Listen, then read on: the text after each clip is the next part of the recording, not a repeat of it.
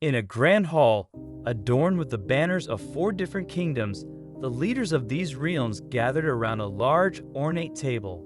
The air was thick with tension and anticipation as they plotted their strategy to annihilate the Great Kingdom of Arcane. Kingdom of Valoria, known for its powerful cavalry and skilled archers, Valoria was led by the ambitious and ruthless King Aldrich. He saw Arcane's magical advancements as a threat to his kingdom's dominance. Kingdom of Draconis, home to fierce dragon riders and renowned for its formidable air force, Draconis was ruled by Queen Selene. She harbored a deep grudge against King Arthur due to an incident in the past, was eager for revenge. Kingdom of Thaloria, a maritime power with a formidable navy. Thaloria was commanded by the cunning Admiral Calder. He greatly desired Arcane's strategic position and its resources, which he believed would elevate his kingdom's influence. Kingdom of Durnhold, known for its sturdy infantry and defensive capabilities. Durnhold was under the rule of King Aemon. He saw an alliance with the other kingdoms as an opportunity to expand his territory and secure his borders. The 4 leaders, along with their top generals and advisors, sat around the table. A detailed map of Arcane spread before them. They discussed their grievances and shared their intelligence on Arcane's strengths and weaknesses. King Aldrich spoke first, his voice dripping with disdain. Arcane has grown too powerful. Its magical advancements and power weapons threaten our way of life and our dominance. We must strike swiftly and decisively. Queen Selene nodded in agreement. Arthur's arrogance will be his downfall. Our dragon riders will decimate their forces from the air, creating chaos and destruction. They won't know what hit them.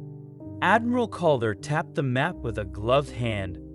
Our navy can blockade their ports, cutting off their supplies and reinforcements. We'll starve them into submission while we launch a coordinated attack on their coastal defenses. King Aemon, ever the strategist, studied the map intently. We must exploit their geographical vulnerabilities. Arcane is surrounded by a massive lake, which can be both a barrier and a trap. We can use it to our advantage, launching amphibious assaults and controlling the waterways. The generals and advisors shared their input, outlining their plans for the invasion. They discussed the deployment of troops, the logistics of moving supplies, and the coordination of their forces to ensure a synchronized attack. On one hand, where King Arthur and all the council members were busy in boosting up the defenses and devising a plan to gain more allies with nearby kingdom, their rivals on the other hand had already teamed up with each other to make sure of Arcane's downfall in the near future. It was quite obvious why so many kingdoms were jealous of Arcane. By all standards, this empire was massive, boasting a beautiful geographical location and stunning architectural structures. Arcane's pride lay in its elite warriors, skilled in various combat forms and armed with high-end weaponry. Their swords were forged with unmatched craftsmanship, their bows and arrows were renowned for their accuracy and range, and their ninja tools were both versatile and deadly. Additionally, the Empire's defenses were bolstered by powerful magical items, including enchanted barriers that could repel invaders, amulets that provided protection against physical and magical attacks, and runic inscriptions on buildings that enhanced their durability and safeguarded the inhabitants. Within Arcane, significant progress had been made in bolstering the defenses and gathering more skilled warriors. The efforts were meticulously organized and executed, ensuring that every aspect of the kingdom's defense was fortified. Armories were stocked with an ample supply of high-end weaponry, swords forged with unmatched craftsmanship, bows and arrows renowned for their accuracy and range, and a vast array of ninja tools were ready for deployment. Each weapon was carefully inspected and enchanted to enhance its effectiveness in battle.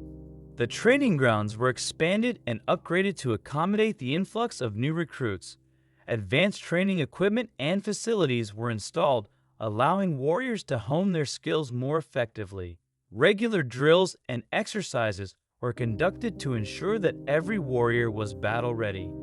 The kingdom's walls had been reinforced with thick stone and enchanted runes that increased their resilience against both physical and magical attacks. Strategic points, such as watchtowers and gates, were equipped with additional layers of protection. The new recruits were subjected to rigorous assessments to determine their skills and potential. They were then classified into 3 distinct classes: sword warriors, archers, and ninjas. Each class had its own specialized training program tailored to enhance their unique combat abilities. Sword warriors were trained in close combat, mastering the art of swordsmanship. They practiced various techniques, including defensive stances, offensive strikes, and tactical maneuvers. Archers, renowned for their precision and range, trained to improve their accuracy and speed. They practiced shooting from different positions and distances, ensuring they could adapt to any battlefield scenario. Ninjas training focused on agility, stealth, and unconventional combat tactics. They trained in the use of ninja tools, hand-to-hand combat, and infiltration techniques. As the preparations continued, the empire grew stronger and more resilient. The dedication and hard work of its people, combined with the strategic leadership of King Arthur, ensured that the kingdom was ready to face any threat. The warriors trained relentlessly, their spirits high and their resolve unwavering, knowing that the safety and future of Arcane depended on their strength and unity.